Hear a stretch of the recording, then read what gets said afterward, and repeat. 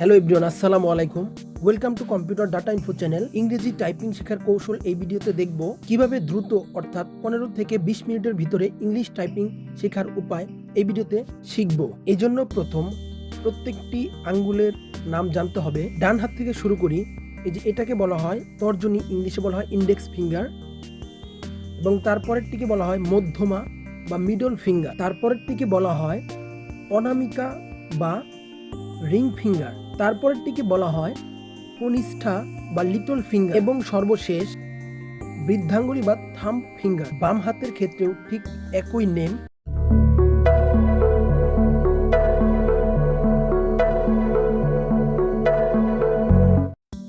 এবার দেখব কোন আঙ্গুল দিয়ে কোন ওয়ার্ডগুলো প্রেস করতে হয়। সর্বপ্রথম বাম হাত থেকে শুরু করি। বাম হাতের সর্বকনিষ্ঠ আঙ্গুল এটা দিয়ে কিউ এবং এ নিয়ন্ত্রণ করা হয়। এরপরেরটিকে অনামিকা বা রিং ফিঙ্গার বলা হয়। এই ফিঙ্গার দিয়ে ডব্লিউ, এস এবং জেড এই তিনটি ওয়ার্ড কন্ট্রোল করা হয়। এরপরেরটিকে মধ্যমা বা মিডল ফিঙ্গার বলা হয়। এটি দিয়ে ই, ডি এবং এক্স এই তিনটি ওয়ার্ড কন্ট্রোল করা হয়। এরপরেরটিকে তর্জনী বা ইন্ডেক্স বলা হয়। এই আঙ্গুল দিয়ে মোটামুটি 6টি ওয়ার্ড কন্ট্রোল করা হয়। আর, টি, এফ, জি, সিভি এই 6টি ওয়ার্ড কন্ট্রোল করা হয়। এটাকে বলা হয় space bar.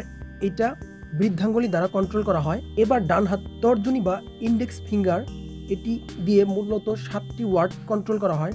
Y, U, H, I, B, N, M এবং এম। এরপরেরটিকে বলা হয় মধ্যমা।